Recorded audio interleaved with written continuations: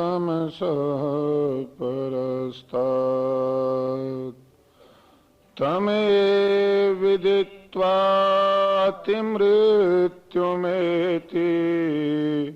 नान्यपन्थः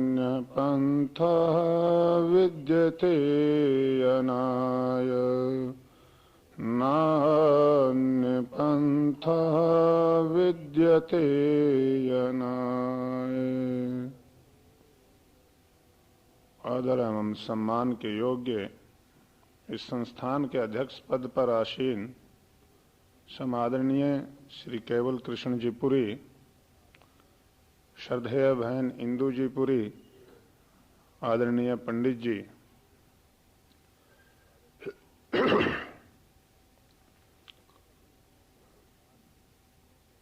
कभी कभी हमें संसार की गुत्थियों को सुलझाने के लिए ऋषि और विद्वान, संत और मुनिगण शास्त्रों का सहारा देते हैं, शास्त्र की बात समझाते हैं और कभी कभी संसार के अंदर गुत्थियों का सुलझाव प्राप्त करवाने के लिए या इन ग्रंथियों से छूटने के लिए कभी कभी चित्रों का सहारा भी व्यक्ति के लिए एक सहारा साबित होता है। जैसे विद्वान और लेखक अपनी कलम से पुस्तक लिखता है और उसके अंदर कोई ना कोई किसी न किसी प्रकार का उपदेश अवश्य में होता है, ऐसे ही चित्रकार अपनी कुची से चित्र बनाता है और उस चित्र में भी एक बहुत बड़ा उपदेश छुपा हुआ होता है। लेखक पूरा पुस्तक लिखता है, चित्रकार एक पूरा चित्र बना देता है और उस चित्र में पूरी पुस्तक का सार समाहित कर देता है। ऐसे ही एक चित्रकार ने चित्र बनाया, एक छोटा सा बच्चा, छोटा सा बालक खड़ा है और वो अपने कोट के बटन बंद कर रहा है। कोट के बटन बंद करने का सही तरीका ये है कि ठीक नीचे से बंद करना शुरू करो और जिधर का बटन है आगे उधर का काज में उसे फिट कर दिया जाए, फिर दूसरे बटन को दूसरे काज में लगा दिया जाए, फिर तीसरे बटन को तीसरे काज में लगा दिया जाए। तो ऐसे बारी बारी से बटन और काज को आपस में मिलाते हुए सारे बटन बंद हो जाते हैं। परंतु उस बच्चे से हुआ क्या, नीचे से बटन तो पहला ले लिया और काज दूसरा ले लिया, काज पहला नहीं लिया गया, नीचे उससे भूल हो गई। तो जैसे जैसे बटन बंद करते गया, जैसे जैसे एक बटन को दूसरे काज में फिट करता गया, ऊपर आकर के सबसे अंत वाले बटन को जब हाथ लगाया तो उसके लिए काज ही नहीं मिला। तो वहां पर उस काज को टटोल रहा है वो बच्चा और उसके नीचे एक बहुत अच्छी एक लाइन लिख दी। अंग्रेजी के कवि ने तो उसे अपनी अंग्रेजी की भाषा में लिखा है और उसके नीचे एक और भारत के ऋषियों ने जो उपनिषदों का निर्माण किया, वो उपनिषदों की भी उसके नीचे एक सूक्ति लिख दी। अंग्रेज ने लिखा है, you would not be able, O my dear child, you would not be able to get solution by this. जिस तरह से तुम कुछ रास्ता खोज रहे हो इस बटन के लिए काज में फिट करने का, ऐसे रास्ता नहीं मिलेगा। तो ऋषि की जो सूक्ति लिखी, उपनिषद की जो सूक्ति लिखी, उसके नीचे लिखा मूलम अन्विच्छ, कि गड़बड़ वहां नहीं है जहां तुम ढूंढ रहे हो, यहां नहीं है वो चीज जहां तुम खोज रहे हो। गड़बड़ यहां होती तो यहां मिल जाती, गड़बड़ मूल में है, इसलिए मूल में जाओ, मूल में जाकर के गड़बड़ को खोजोगे तो वहां इसका सॉल्यूशन मिलेगा, वहां इसका समाधान मिलेगा। इसलिए कहा मूलम अनुविच्छ, मूल की तरफ जाओ। तो उस बच्चे की तरह ही व्यक्ति का जीवन भी आज संसार में ऐसा ही है। व्यक्ति चाहता है सुख की प्राप्ति और उसको टटोलता है दुनिया के साजो सामान में। और टटोलते टटोलते ही पूरी आयु व्यतीत कर देता है। कई बार तो ऐसा होता है कि आदमी की आयु बीत जाती है टटोलते टटोलते, पर मिलता ही नहीं। और क्योंकि आयु है बहुत छोटी सी और दुनिया की चीज है बहुत, व्यक्ति के सामने आयु छोटी पड़ जाती है और नई नई चीज फिर वही बदल बदल करके नया रूप धारण करके आती रहती हैं। व्यक्ति जिन चीजों से फेडअप होता है, जिन चीजों से ऊबता है, थोड़े दिन बाद में फिर उन्हीं चीजों में मिल जाता है।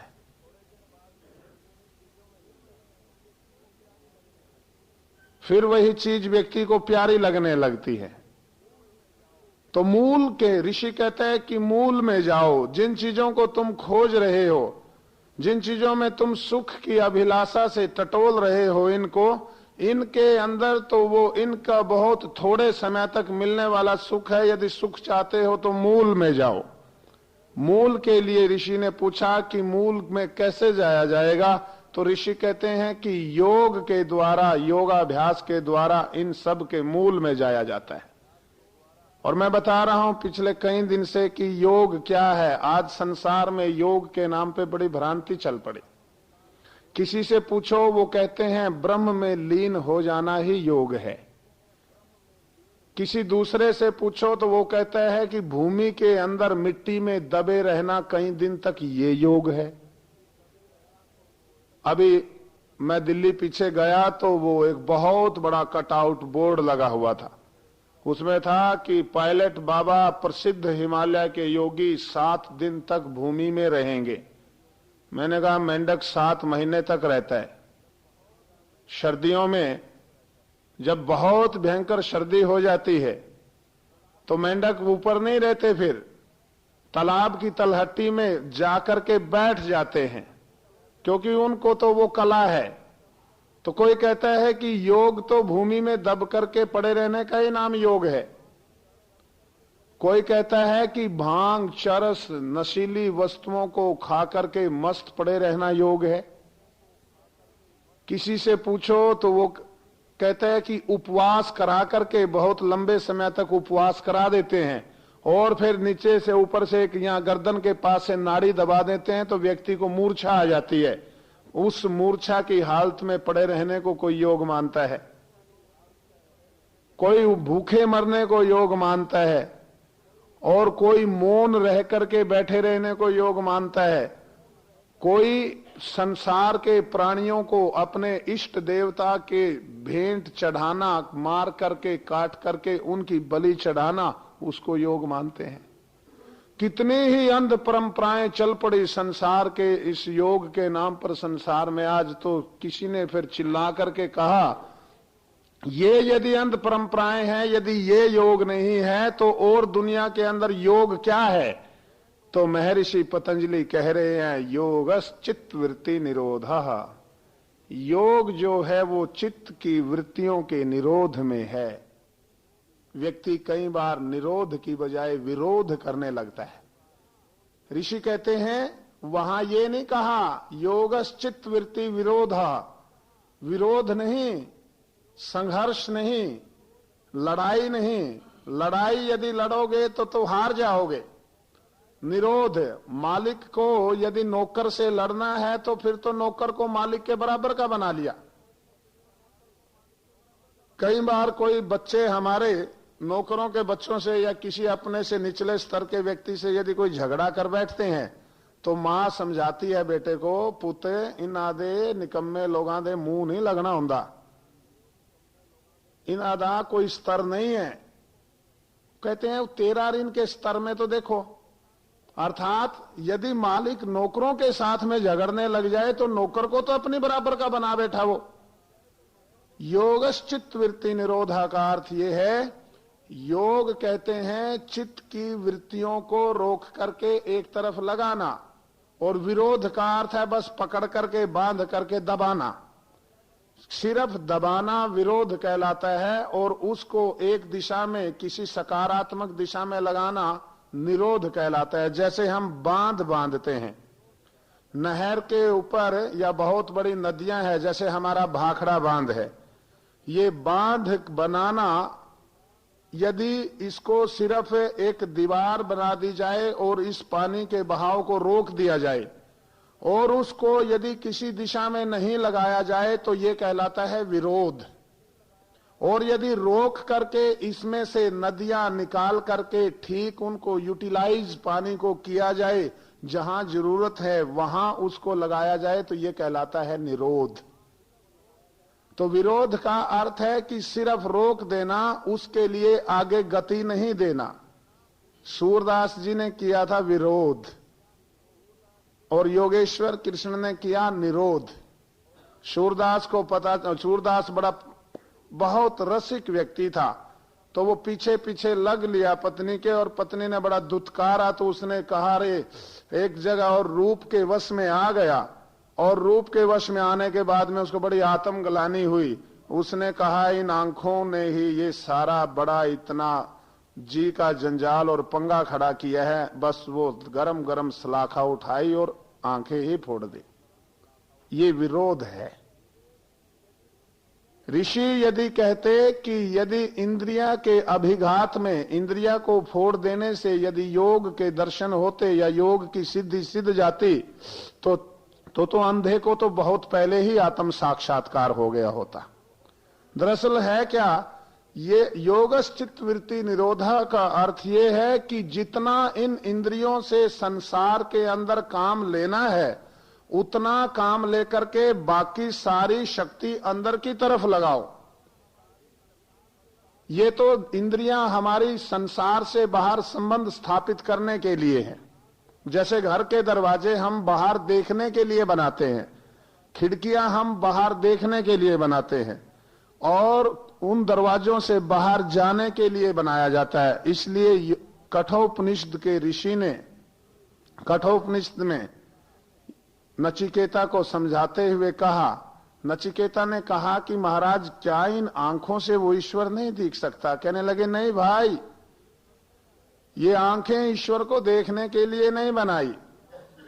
ये इंद्रियां हमारी परमात्मा के दर्शन और परमात्मा की अनुभूति के लिए नहीं है। ये तो पदार्थ की अनुभूति और पदार्थ के दर्शन के लिए है। इन आंखों से जो दिखता है वो होता है पदार्थ, और इन आंखों से और इन बाह्य इंद्रियों के द्वारा मिलने वाले सुख को, उस मिलने वाली अनुभूति को, उन संपर्क में आने वाले पदार्थों से जब व्यक्ति विमुख होता है और अंतरात्मा के द्वारा जो अनुभूति होती है वो होता है परमात्मा।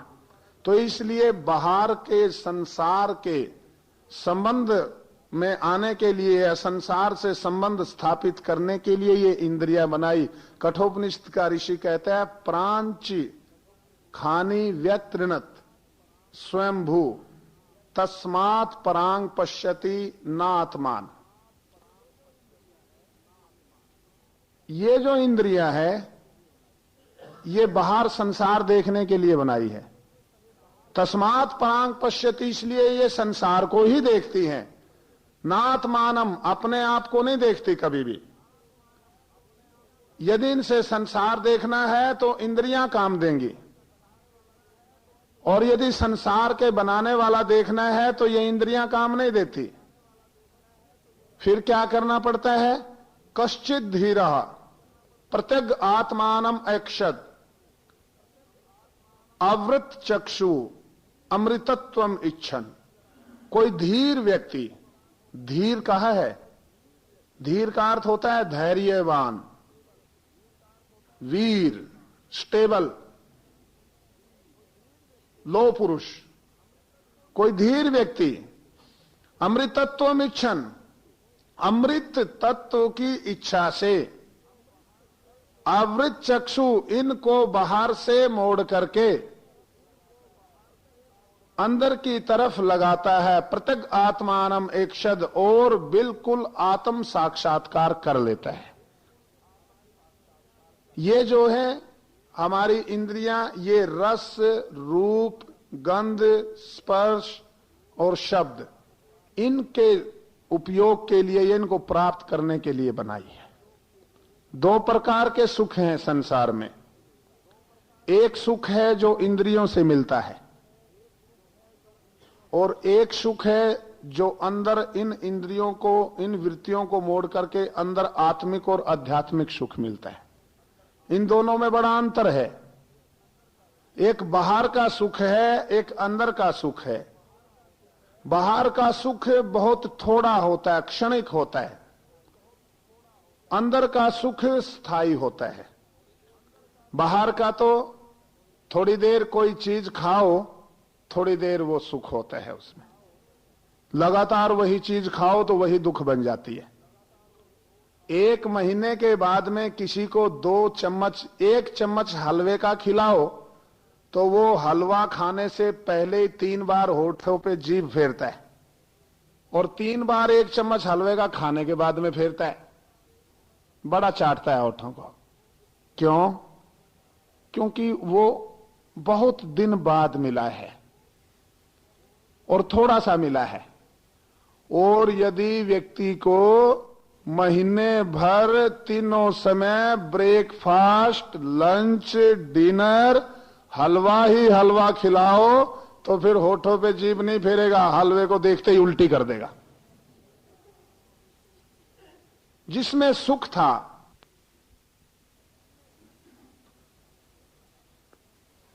इतना सुख मिल रहा था, जिसके खाने से पहले भी होठों पे जीभ फिरती थी और जिसके खाने के बाद में भी फिरती थी, अब उसको देख करके उल्टी आती है।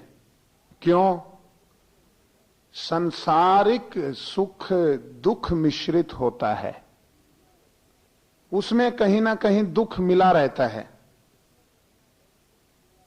एक व्यक्ति के लिए सुख है, मीठा जो पहलवान है उसके लिए सुख है, जो स्वस्थ व्यक्ति है उसके लिए सुख है, और जो शुगर का पेशेंट है उसके लिए बहुत बड़ा दुख है। घी पहलवान की जान होता है और हार्ट के पेशेंट की जान को निकालने वाला होता है। एक का सुख है तो दूसरे का दुख है, क्योंकि संसारिक सुख जो होते हैं वो दुख मिश्रित सुख उनमें होता है और वो क्षणिक होते हैं। थोड़े समय उनके संपर्क में रहो तो सुख मिलता है, क्षणिक, थोड़े समय। और यदि बहुत लंबे समय संपर्क में रहे तो फिर सुख नहीं मिलता, फिर तो वो दुख में परिवर्तित हो जाता है। एक दिन हवाई जहाज में चढ़ने का मौका मिल जाए तो व्यक्ति ऐसा सोचता है कि स्वर्ग में आ गए, और उसे हवाई जहाज में चढ़ा के उतारा ही ना जाए तो वो कहता है कि मर गए भाई, क्योंकि वो दुख बन गया। पहले दिन बच्चा, जब छोटा बच्चा होता है, उसे घोड़ी पे चढ़ाते हैं तो बड़ा सुख मिलता है बच्चे को, और चढ़ा के उतारा ही ना जाए तो फिर बच्चा कहता है कि मैं मरा नहीं तो मम्मी जल्दी उतारो। थोड़ा क्षणिक सुख है। अंदर का सुख जो है वो बहुत स्थायी सुख है। अंदर से आत्मिक और परमात्मा के संपर्क से प्राप्त होने वाले आनंद से व्यक्ति कभी ऊबता नहीं, वो बढ़ता ही चला जाता है। इनके साथ में व्यक्ति, प्रकृति के साथ में व्यक्ति जितना जितना जुड़ता है उतना उतना प्रकृति का सुख घटता चला जाता है। अब परिभाषा और सिद्धांत सुन लो। प्रकृति के संपर्क में आकर के व्यक्ति जितना प्राकृतिक और सांसारिक पदार्थों से जुड़ता चला जाता है उतना उतना इनका सुख घटता चला जाता है।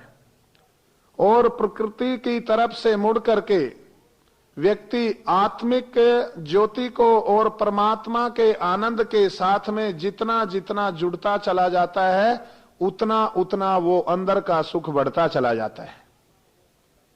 प्रकृति के साथ में जुड़ने से पहले सुख ज्यादा होता है और बाद में वो बिल्कुल खत्म हो जाता है, और अंदर की यात्रा करते हुए परमात्मा के साथ में जुड़ते हुए पहले कुछ भी नहीं होता, बाद में बढ़ता चला जाता है।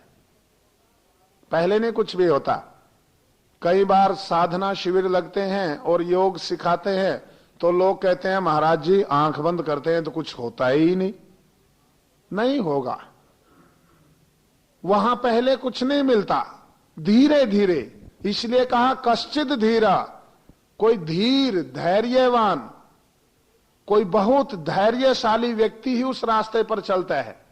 क्योंकि आज तो व्यक्ति बहुत शॉर्ट ऑफ पेशेंस है, वो कहता है जी 5 मिनट में कुछ होता हो तो कर दो, नहीं तो अपन चले बस। किसी को कहें, पहले क्या था, ऋषियों के यहां एक बहुत धैर्य की परीक्षा लेने की बहुत एक तरीका था, एक कसौटी थी। प्रश्नोपनिषद में आता है 6 ऋषि शंका समाधान के लिए ऋषि के पास में गए और उन्होंने जाकर के कहा कि ऋषिवर, हम आपसे कुछ सवाल पूछना चाहते हैं, कुछ प्रश्न हमारे मन में है, उनका उत्तर चाहते हैं। तो कहते हैं भाई सुनो, 12 वर्ष तक ब्रह्मचर्या का पालन करो और तप करो, फिर मेरे पास में पूछने के लिए आना। यदि मुझे आता होगा, यदि मैं जानता हूंगा तो तुझे जवाब दे दूंगा, यदि नहीं जानता हूंगा तो मना कर दूंगा। यह है धैर्य। अब व्यक्ति के लिए यदि वो सवाल दुनिया का सबसे अहम सवाल है तो उसके लिए 12 वर्ष लगाएगा। और यदि वैसे ही टाइम पास करने के लिए, एक बार मेरे एक मित्र हैं, कम्युनिस्ट हैं वो, तो उनको वो ईश्वर का, वेद का, धर्म का, शास्त्रों का, ग्रंथों का हमेशा ही विरोध करते हैं। तो एक बार मेरे पास, वो मैं करनाल था, तो उन्होंने 2-3 घंटे लगाए और ईश्वर की चर्चा की, वेद की, धर्म की। मैंने कहा शायद इसके हृदय में परिवर्तन आ गया। मैंने कहा भाई तू ये बता, तेरे अंदर जीवन में एकदम ऐसा कैसे मोड़ आया, कैसे ये परिवर्तन आया? तू आज घंटों ईश्वर की, धर्म ग्रंथों की और वेद की, ईश्वरीय ज्ञान की चर्चा कैसे करने लगा? कैसे तेरे जीवन में ये मोड़ कैसे आया? कहने लगा महाराज जी आप तो वही भोले भाले बाबा जी रह गए, मोड़ कुछ नहीं आया। मैंने कहा और? आज मेरी ट्रेन 3 घंटे लेट थी। तो सोचा तो कैसे ना कैसे बाबा के साथ में अब टाइम तो पास करना है, और टाइम पास करने के लिए भी यदि मैं अपनी कम्युनिस्ट की बात चलाऊंगा तो बाबा तो भाग जाएगा, फिर वो सवाल जवाब नहीं करेगा। इसलिए ईश्वर की बात चलाएंगे, वेद की बात चलाएंगे। या इसलिए कश्चित धीरहा, धीर कहा उस व्यक्ति को जिसके लिए प्रश्न पूछना और उत्तर प्राप्त करना टाइम पास का साधन नहीं है। तो दुनिया के और अंदर के परमपिता पदार्थ से और परमात्मा से मिलने वाले सुखों के अंदर एक भेद है। पदार्थों से सुख अस्थाई रूप में मिलते हैं और परमपिता परमेश्वर से प्राप्त होने वाला सुख स्थायी होता है। पदार्थ से सुख दुख मिश्रित सुख मिलता है और परम पिता परमेश्वर की आराधना और साधना में लिप्त होकर के व्यक्ति जब आनंदित होता है तो वो सुख केवल सुख होता है, विशुद्ध आनंद, विशुद्ध मुक्ति का वो सुख होता है। और संसार के जो ये पदार्थों के सुख हैं ये रोगी भी बना देते हैं, व्यक्ति को रोगी बना देते हैं। इनसे व्यक्ति रोगी ही होता है। और शास्त्रों ने तो यहां तक कहा भोगे रोग भयम, भोग जहां भोग है वहीं रोग है। भोग और रोग का तो आपस में रिश्ता है। रोग से यदि छुटकारा चाहते हो तो भोगाभ्यास बंद करो, योगाभ्यास शुरू करो। और जब तक व्यक्ति भोगों में भी लिप्त रहे, संसार का उपभोग भी करे और रोग से छुटकारा भी चाहे, ये तो ऐसे ही है कि जैसे व्यक्ति जेब में गुड़ की डली भी रखे और चींटियों से पीछा भी छुड़ाना चाहे, वो कदापि नहीं हो सकता। जब तक जेब में गुड़ की डली रहेगी तब तक तो चींटियां उस व्यक्ति के पीछे ही लगी रहेगी, वो स्थान चाहे कितने बदल ले। व्यक्ति क्या सोचता है कि यहां चींटियां ज्यादा है, मैं ऊपर छत पे लेट जाता हूं, जाकर के वो छत पे फिर पहुंच जाती है चींटियां, छत से फिर और दूसरी छत पे चला जाता है, फिर आ जाती है, फिर दूसरे स्थान पर चला जाता है, फिर वहां पहुंच जाती है। जब तक व्यक्ति उस मूल कारण को नहीं हटाएगा, उस गुड़ की डली को जेब से निकाल करके नहीं फेंकेगा, तब तक चींटियां पीछे छोड़ने वाली नहीं है। ठीक इसी प्रकार व्यक्ति जब तक पदार्थों के भोग से अपने आप को मोड़ करके परम पिता परमेश्वर से संबंध स्थापित करने के लिए योग में प्रवृत्त नहीं होगा, तब तक ये संसार के रोग भी उसका पीछा छोड़ने वाले नहीं है। इसलिए ऋषियों ने कहा भोगे रोग भयम, भोग के अंदर तो रोग का भय हमेशा लगा ही रहता है। इन पदार्थों का, इन सांसारिक सुखों का उपयोग जो है वो मनुष्य को रोगी भी बना देता है।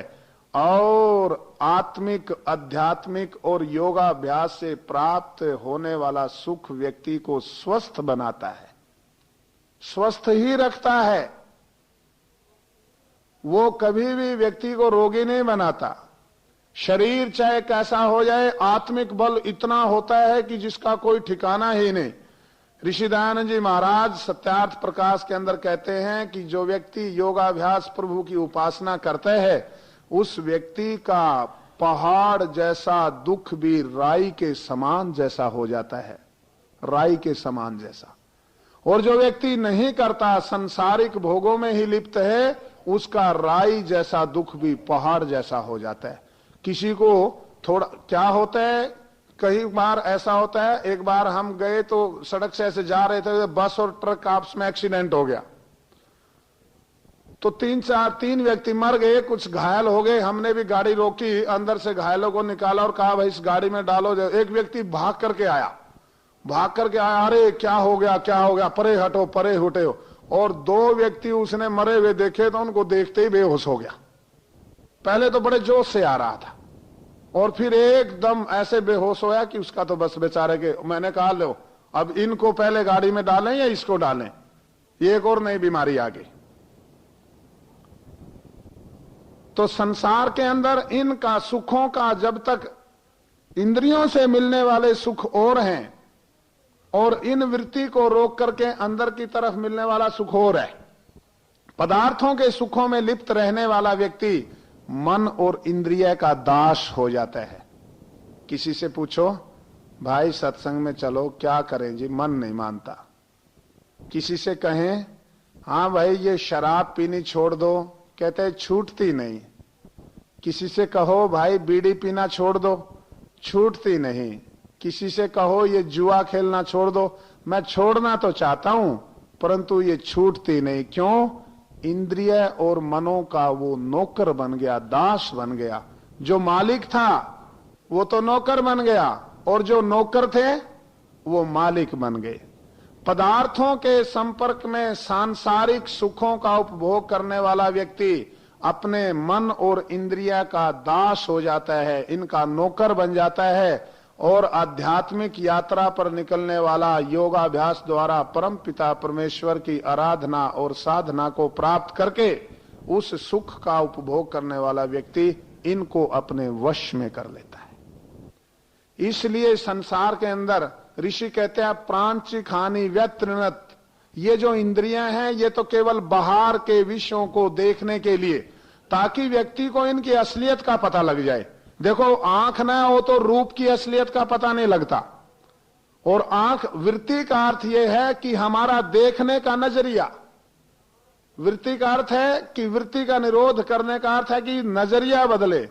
किसी के पास में फूल है तो एक व्यक्ति को, योगी को, उस फूल में परमपिता परमेश्वर भी दिखाई देता है, और कोई व्यक्ति युवक है या कोई पति पत्नी साथ हैं तो उस व्यक्ति को उस फूल में केवल सौंदर्य दिखाई देता है और उसके मन में ये इच्छा होती है कि ये फूल तो मेरी पत्नी के बालों में अच्छा लगता है। और कोई परम पिता परमेश्वर का भक्त होता है, ईश्वर भक्त होता है जो व्यक्ति, उसके मन में ये आता है कि ये फूल तो परम पिता परमेश्वर की आराधना साधना करने के लिए उस पर चढ़ाना अच्छा लगता है, या किसी विद्वान का, किसी योगी का, तपस्वी का उसके चरणों में अर्पित करना अच्छा लगता है। वृत्ति निरोध से अर्थ है कि आपका फिर नजरिया बदल जाता है, और यदि ये बाहर की ये हमारी इंद्रियां न हो तो फिर रूप, रस, गंध, स्पर्श, इनका वास्तविक स्वरूप का पता नहीं चलता। व्यक्ति को आंख ना हो तो रूप का पता ही नहीं चलता। अंधे के लिए कुछ भी रूप नहीं होता। टेढ़ी खीर, आपने एक मुहावरा सुना होगा कि ये काम करना तो बहुत टेढ़ी खीर है। वो टेढ़ी खीर मुहावरा ही अंधे से शुरू हुआ है। अंधा और एक आंख वाला व्यक्ति बैठे हुए खीर खा रहे थे, तो अंधे ने पूछा भाई खीर कैसी है? कि बहुत स्वादिष्ट है। कि इसका रंग कैसा है? कि सफेद है। भाई सफेद है, कैसा होता है सफेद रंग? कि ये बुगले जैसा होता है। अब अंधे को बुगले का पता हो तो सफेद रंग का पता हो। कहता है भाई बुगला कैसा होता है? तो उसने यूं हाथ करके बताया कि ऐसी बुगले की गर्दन होती है, ऐसे उसका यूं होता है, वो ऐसे टेढ़ा मेढ़ा होता है। अंधे ने हाथ फेर करके कहा कि अब मुझे पता चल गया, खीर जो है वो टेढ़ी मेढ़ी है, खीर जो है वो टेढ़ी मेढ़ी है। तभी से मुहावरा चल पड़ा कि ये तो टेढ़ी खीर है ये कार्य। तो अंधे को रूप का कोई अनुभव नहीं होता, इसलिए परमेश्वर ने इंद्रियां इसलिए दी है कि इनसे हम इन विषयों का रूप, रस, गंध इत्यादि का वास्तविक स्वरूप समझें और समझ करके फिर इस कला में भी परमपिता परमेश्वर की ही कला देखें। वेद के अंदर लिखा है, विष्णु कर्माणि पश्यत यतो व्रतानि पसपसे। मनुष्य, यदि तू अपने व्रतों को पूरा करना चाहता है तो उस परम पिता परमेश्वर के कर्म देखो। अर्थात पत्ता यदि दिखाई देता है तो पत्ते में परमेश्वर की कला भी दिखाई देती है। यदि रूप दिखाई देता है, बहुत सुंदर रूप है, कोई बहुत सुंदर व्यक्ति है या बहुत कोई सुंदर स्त्री है, उसके अंदर देखने के दो तरीके हैं। एक तो उस परम पिता परमेश्वर की कलाकारी भी देखी जाती है, दूसरा उसके अंदर सिर्फ रूप तक ही सीमित रहा जाता है। तो योग दर्शन का ऋषि कहते हैं और कठोपनिषद का ऋषि कहते हैं कि इन इंद्रियों से तो बाहर के विषयों से सिर्फ संपर्क स्थापित होता है। कश्चित धीरा, कोई धीर पुरुष होता है, इनको रोक लेता है बाहर से बहाव को, और फिर क्या होता है, अंदर का सुख प्राप्त होने लगता है। और जब असली चीज मिल जाती है तो नकली अपने आप छूट जाती है। फिर नकली के लिए दबाव नहीं देना पड़ता।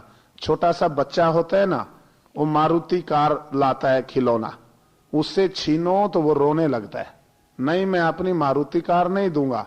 और जब वो थोड़ा बड़ा हो जाता है और 800 आ जाती है घर में, तो फिर उसे कहो कि ना भाई तू यही रख अपनी मारुति, ये नहीं, तो वो कहता है ना, फिर उस असली के लिए रोता है। और असली को प्राप्त करके उस छोटी को तो कभी लेता ही नहीं, कभी सोचता ही नहीं, उसको ये विचार भी नहीं आता कि कभी तू इसको लेकर के रखता था। जब असली चीज मिल जाती है, अंगूठा चूसता है माँ के जो छोटा है एक बच्चा होता है, माँ उसे पलने में डाल देती है तो बच्चा अंगूठा चूसता है, छोटा बच्चा। परंतु कब तक चूसता है अंगूठा? जब तक उसको असली स्तन उसके माँ का मुंह में ना आ जाए और उसको असली दूध का स्वाद मिलने लगे, तो फिर वो जबरदस्ती भी उसके मुंह में अंगूठा घुसेड़े तो भी नहीं चूसता। जिन लोगों ने पशु पाले होंगे, और पशु पालने वाले लोग जानते हैं कि भैंस जो होती है वो उसका सायंकाल दूध निकालने के लिए जब व्यक्ति उस भैंस के कट्टे को, बच्चे को छोड़ता है, तो वो कट्टा कभी कभी उस भैंस के अगले थनों में लटकने वाली खाल को असली स्तन समझ करके चूसने लगता है। असली स्तन वहां समझ लेता है और उसी को चूसता रहता है। परंतु कब तक चूसता है? जब तक उसके मुंह में असली स्तन न दे दिया जाए। जब असली स्तन उसके मुंह में वो दूध से भरा हुआ चला जाता है तो फिर वहां लगाने पर भी नहीं चूसता। ठीक इसी प्रकार मनुष्य सांसारिक पदार्थों के सुख की ऐषणाओं के वशीभूत होकर के पृथ्वी और आकाश रूपी दो टांगों के बीच में लटकने वाली इस विषय वासनाओं की खाल को चूसता रहता है। परंतु कब तक? जब तक इसे परम पिता परमेश्वर के वास्तविक आनंद की अनुभूति नहीं होती, और जब हो जाती है तो फिर इनके अंदर से अपने आप उसका रस समाप्त हो जाता है। फिर वो उसके लिए रूप नहीं रहता, उसके लिए गंध नहीं रहती, स्पर्श नहीं रहता, शब्द नहीं रहते। फिर व्यक्ति का हट जाता है अपने आप में। किसी व्यक्ति को जबरदस्ती, और वैसे यदि असली चीज न मिले तो व्यक्ति मरता है। व्यक्ति बुराई भी तभी छोड़ता है जब उसको कुछ मिले। मैंने कल भी कहा था आपको, व्यक्ति शराब इसलिए पीता है कि उससे सुख मिलता है। यदि उससे बड़ा सुख मिल जाए तो शराब अपने आप छूट जाती है। इसलिए योगाभ्यास आध्यात्मिक शिविरों में व्यक्ति की बुराइयां छूट जाती है। 10 दिन के जो हमारे योगाभ्यास के ये प्राणायाम चिकित्सा और योग की चिकित्सा के शिविर होते हैं, इसके अंत में बहुत सारे व्यक्ति अपने आप को ये घोषणा करते हैं, मैंने बीड़ी छोड़ दी, मैंने शराब छोड़ दी, मेरे तंबाकू छूट गया, मैं जर्दा खाता था, मैं ये खाता था, मैं वो खाता था। क्योंकि एक अंदर से वास्तविक सुख की अनुभूति होने लगी तो ये अपने आप छूट जाता है। मैं एक बार दिल्ली में किसी विवाह में गया तो आजकल पत्तल भी बहुत स्टैंडर्ड की आ गई, पत्तल प्लेट से बड़ी आ गई। ऐसा मन करता है कि पत्तल में खाने के बाद में इसे पानी से धो करके घर ही ले चले, इतनी बढ़िया आ गई पत्तल, बड़ी चमक वाली। तो ऐसे ही तरह तरह की खाने पीने की चीजें थी, वो खा पी करके बाहर डाल रहे एक तरफ अंधेरे में टेंट की तरफ। और मैंने देखा वहां पर कुछ भिखारियों के बच्चे उन पत्तलों को चाट रहे हैं, और वो मालिक जो थे वहां पर, व्यक्ति संबंधित जो थे, उनको बार बार भगा रहे हैं वहां से, चलो तुम दुष्ट हो, ये हो वो हो। मैंने कहा ना भाई ऐसा नहीं है। कहने लगे क्यों, ये तो स्वामी जी ऐसे। मैंने कहा ऐसा नहीं होता, अभाव में व्यक्ति खाता है कुछ। मैं अभी एक एक्सपेरिमेंट करता हूं, इनमें से 5 बच्चे छांट लिए और अंदर ले गए, उनको रसगुल्ले खिलाए, रसमलाई खिलाई, हलवा खिलाया, पकोड़े, दही, छोले भटूरे, नान, कान, पान जो भी था वो सब खिलाया। और फिर मैं उनको ले आया बाहर पकड़ करके, वहीं उन पत्तलों के ढेर पे खड़ा कर दिया और मैंने कहा भाई तू पत्तल चाट। अब कि अब मैं पत्तल क्यों चाटूंगा? हलवे से, पूरी से, खीर से, लड्डू से, बर्फी से, रसगुल्ले से जब मेरा पेट भर गया तो फिर मैं झूठी पत्तल कब क्यों चाटूंगा? और कौन चाट रहे हैं? जिनके पेट में असली भोजन का स्वाद या वास्तविक भोजन गया ही नहीं, वो झूठी पत्तल चाट रहे हैं। इसी प्रकार व्यक्ति भी ये सांसारिक विष और वासनाओं की झूठी पत्तल चाटता है, परंतु कब तक? जब तक इसको वो वास्तविक आनंद और सुख रूपी भोजन नहीं मिलता।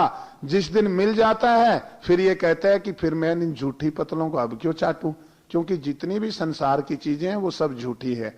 आज तक आप कोई ऐसी चीज नहीं खा पाए जो आज तक किसी ने न खाई हो। आज तक कोई सेब ऐसा नहीं है जो आपने ही खाया हो और किसी ने न खाया हो। कोई रोटी ऐसी नहीं है, बल्कि लौट लौट करके यही आप खाते हैं, खा करके फिर मिट्टी हो जाता है, मिट्टी में फिर परमाणु, फिर दोबारा सेब बनते हैं, फिर वही खाता है। अन्न खाते हैं, अन्न खा करके फिर वो मिट्टी में मलमूत्र के माध्यम से बनता है और वहां जाकर के फिर मिट्टी में मिल जाता है। मिट्टी में फिर वो परमाणु ज्यों की त्यों उन वृक्षों की, उन पौधों की जड़ों के माध्यम से फिर वही चीज बन जाते हैं, फिर व्यक्ति वही खाता है। वही बार बार वही चीजें, उन्हीं चीजों का स्वाद व्यक्ति चख रहा है। क्यों और कब तक? जब तक व्यक्ति वास्तविक सुख की, आनंद की अनुभूति नहीं कर लेता। और जब इसका पेट घी, रसगुल्ला, बूरा, दही और अच्छी अच्छी चीजों से भर जाता है, फिर व्यक्ति झूठी पत्तल नहीं चाटता और अभाव में व्यक्ति कुछ भी खा जाता है। जब अभाव होता है वहां कुछ भी खा जाता है। अभाव असली चीज के बिना नहीं मिटता। देश के बिफोर पार्टीशन और आजादी से पहले की बात है, बंगाल के अंदर अकाल पड़ा। एक अंग्रेज ने रिपोर्ट लिखी है, माताओं के लिए 2 चीज सबसे प्यारी होती है। जब तक बच्चे नहीं होते तब तक उसके लिए पति से बढ़ करके संसार में कोई चीज नहीं होती, और जब बच्चे पैदा हो जाते हैं तो उन बच्चों से बढ़ करके संसार में उसके लिए कुछ भी नहीं है। सब कुछ पति और बच्चों में समाहित हो जाता है स्त्री का। स्त्री के लिए धन, वैभव और कुछ भी मायने नहीं रखता। सारे के सारे को दांव पे लगा देती है पति के लिए और बच्चों के लिए। इसलिए पाखंड अधिकतर फैलने का ये भी कारण है। जो लोग पाखंडी होते हैं, जो लोग दुराग्रही होते हैं, जो लोग जाहिल होते हैं, वो माताओं को बहकाते ही इन 2 सबसे प्रिय चीजों का नाम लेकर के है। या तो ये कहेंगे कि तेरे पति को खतरा है या तेरी औलाद को खतरा है, फिर बेचारी बस ये आए बाएं साए सब भूल जाती है। फिर कोई इसके लिए कोई सिद्धांत नहीं रहता, इसके लिए कोई आर्य समाज नहीं रहता है, इसके लिए कोई धर्म, मत, पंथ कुछ नहीं। ये सब कुछ करने के लिए तैयार हो जाती है। ये तांत्रिक हैं, ये हर रोज अखबारों के अंदर आता है। और भाई पति बच्चे के लिए पत्नी को, स्त्री एक वहां नंगे होकर के वहां बैठी थी, शमशान में गई, दीपक जला रही थी, क्या क्या नहीं करते। परंतु अकाल पड़ा बंगाल के अंदर। और एक अंग्रेज ने रिपोर्ट लिखी है, जब मां भूखी मरने लगी तो अपने बच्चों को मार करके खा गई। ये पेट की आग है, इसको बुझाने के लिए अभाव में व्यक्ति कुछ भी खाता है। लोग अपने रिश्तेदारों को मार करके खा गए। जिस रिश्तेदार के लिए अतिथि देवो भाव कहा है, जिसको देव माना है, उनको मार करके लोग भून करके खा गए। नरभक्षी बन गया व्यक्ति। अभाव में तो कुछ भी खाता है। जब भूख, कहते हैं ना, पापी पेट का सवाल है। जब कुछ नहीं होता तो सब कुछ खाता है, और जब असली चीज मिल जाती है तो फिर कुछ नहीं खाता, उसी का उपभोग करता है। तो मनुष्य का वास्तविक आनंद जो है वो परम पिता परमेश्वर की आराधना और साधना में है। और उसके लिए ऋषि कह रहे हैं योगश्चित्त वृत्ति निरोधा, इनका बाहर से निरोध करके अंदर की तरफ लगाओ। निरोध का अर्थ है कि ये बाहर जा रही है। व्यक्ति की 80% ऊर्जा आंखों से बाहर जाती है, बाकी सब इंद्रियों से जाती है। इसलिए अंधे अधिक स्मरण शक्ति रखते हैं, इसलिए अंधे अधिक बुद्धिमान भी होते हैं। कई ऐसे उदाहरण आए हैं, अंधे व्यक्ति को 100 नाम अलग अलग सुनाए तो ऊपर से नीचे तक वो 100 के 100 उल्टे नाम सुना देता है। तो ऋषि इसलिए कहते हैं प्रांची खानी व्यत्रिणत स्वयंभू, उस परम पिता परमेश्वर ने तो ये इंद्रियां दुनिया के पदार्थ देखने के लिए बनाई है। इनसे परमेश्वर नहीं दिखता। इनसे जो भी दिखेगा वो पदार्थ ही होगा। इनसे दिखने वाली चीज पदार्थ होगी। इन हाथों से छुई जाने वाली चीज पदार्थ होगी। इन कानों से सुनी जाने वाली चीज पदार्थ होगी। उसको तो अंदर कश्चित धीरा आवृत चक्षु, बाहर के दरवाजे बंद करके और अंदर बैठ करके कोई धीर पुरुष फिर अपने आप के दर्शन करता है। और जो आत्म ज्योति के दर्शन कर लेता है, उसी व्यक्ति को फिर परम पिता परमेश्वर की ज्योति भी दिखाई देने लग जाती है। और उस ज्योति को प्राप्त करके फिर व्यक्ति कह उठता है प्राप्तम प्रापणीयम, मैंने वो चीज प्राप्त कर ली जिस चीज को प्राप्त करने के लिए हम यहां आए थे, और मैंने वो चीज कह दी जिस चीज को कहने के लिए मैं यहां आया था। घड़ी चली गई वहीं पर जहां हर रोज जाती है। ओम शांति। दो बातों का हम सब श्रवण कर रहे थे।